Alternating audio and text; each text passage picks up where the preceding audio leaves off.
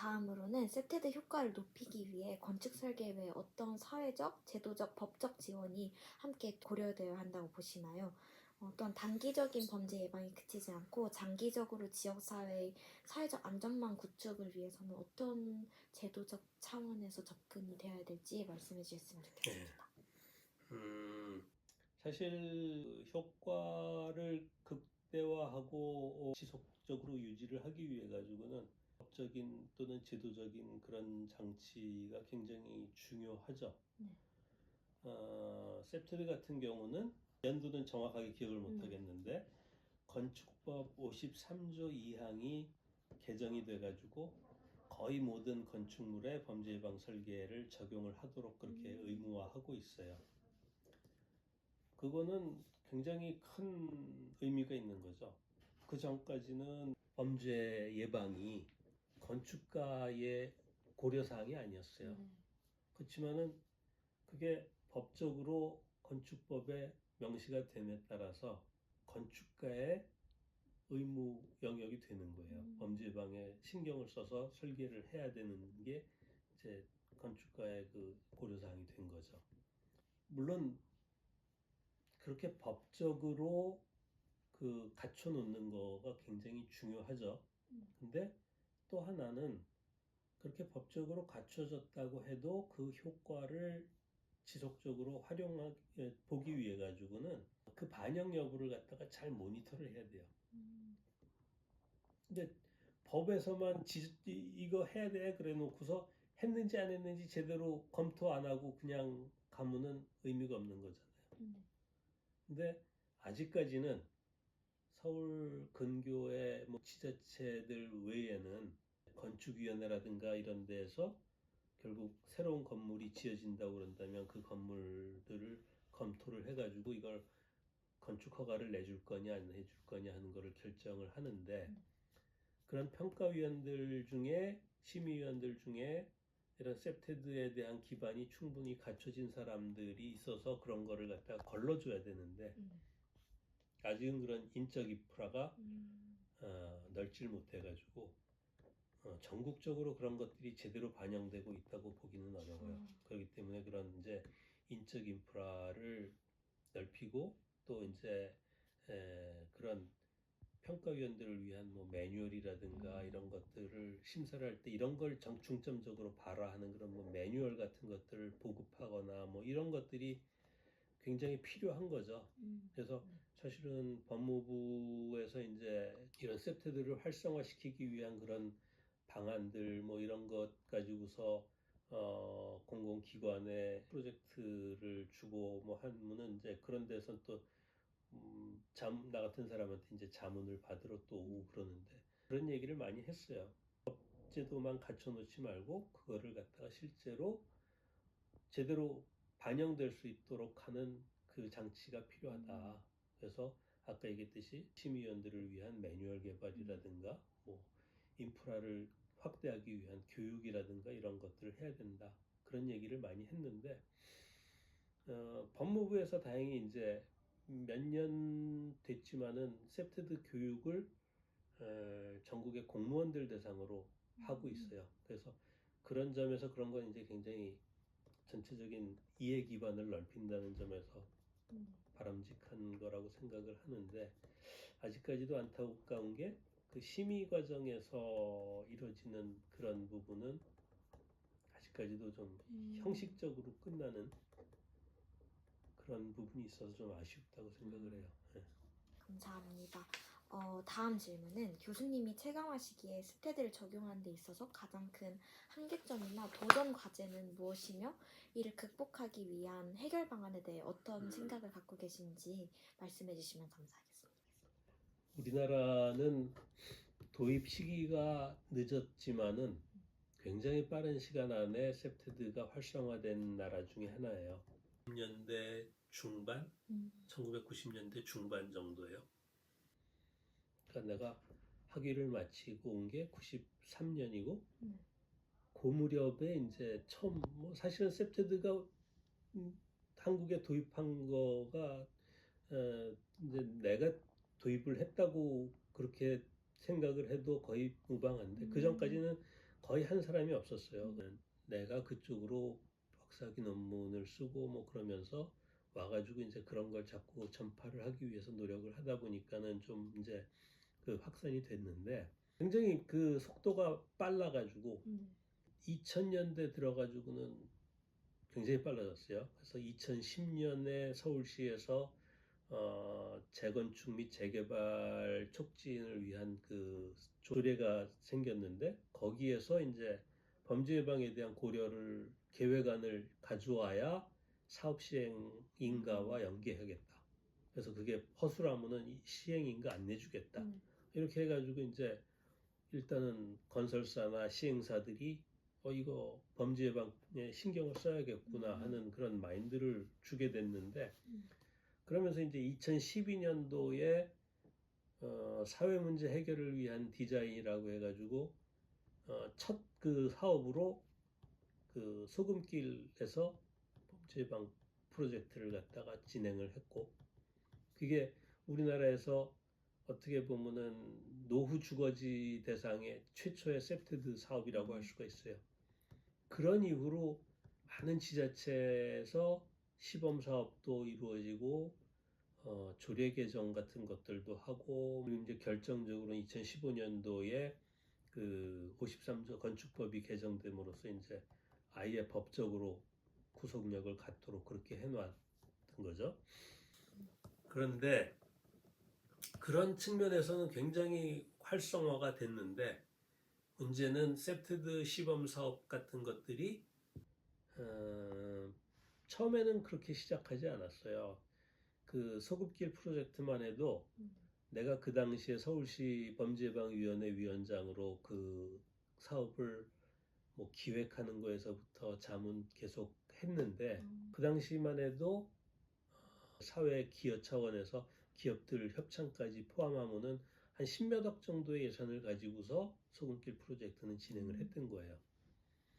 근데 이제 그게 굉장히 그 뭐 효과가 좋다고 이렇게 소문이 나면서 홍보가 되고 그러다 보니까 모든 지자체에서 이제 그거를 관심을 갖게 됐는데 요즘 지방자치 시대이기 때문에 그 기초자치 단체장들도 다 직선을 하잖아요. 그러니까 성과 치적을 내지 않으면은 떨어진단 말이야 다음번에. 근데 그 성과를 자랑하기에 제일 좋은 그 상품이 뭐냐면 범죄 예방 프로젝트예요. 나 주민들 일단 안전을 갖다 이렇게 하기 위해서 내가 이런 걸 했다. 그래서 범죄율이 얼마로 떨어졌다. 이거를 하기 위한 아주 상당히 좋은 상품이죠. 그러니까 막 전국의 지자체에서 이걸 폭발적으로 막 하는데 이 소금길 같은 거를 벤치마킹 해가지고 이제 한 거죠. 근데 소금길에서 한 게 뭐였냐면은 노후한 집들 담장이나 이런데 색칠하기 페인트 칠하는 거였어요. 근데 그 목적이 뭐였냐면 공동체 의식 강화였어요. 주민들에게 공동체 의식을 강화시켜 주는데 같이 나와가지고 페인트 칠하고 그러면서 이웃집하고 얘기하고 동네에 대한 애착심을 키우고 이런 거를 하기 위해서 그걸 한 거지. 담장에 색칠한다고 도둑이 안 들어오는 거 아니에요. 근데 이제 그런 사업의 배경에 대해 가지고 충분히 이해하지 못한 지자체들에서는 그냥 담장에 색칠만 하면은 범죄 예방 사업인 줄 알고 색칠로 그냥 하는 거예요. 거기에다 플러스 지자체에서 많은 예산을 주지 못하니까 갖고서 업체에서 할 수 있는 거는 색칠하는 거 정도밖에 할 수가 없는 거예요. 본질적인 범죄 취약 공간 같은 거를 건드리고 하려면 돈이 많이 들어가요. 근데 그런 사업을 하질 못하고 그냥 담장에 색칠하고 뭐 이런 그야말로 화장발 세우는 일에만 열중들을 한 거예요. 그러다 보니까 사업 자체가 굉장히 변질이 됐죠. 그런 게 가장 우리나라에 있어서의 한계점이고 그런 문제를 어떻게 해결하느냐 하는 게 이제 그 중요한 과제 중에 하나라고 생각이 되는데 제가 보기에는 우리나라에서 도시재생 사업들이 지금 이제 활발하게 하고 있는데 도시재생 사업 실제로 이렇게 들여다보면은 원도심이나 이런 데의 주민들이 당신들 커뮤니티의 가장 큰 그 문제점이라든가 현안이 뭐냐 하면은 대부분 안전 문제예요.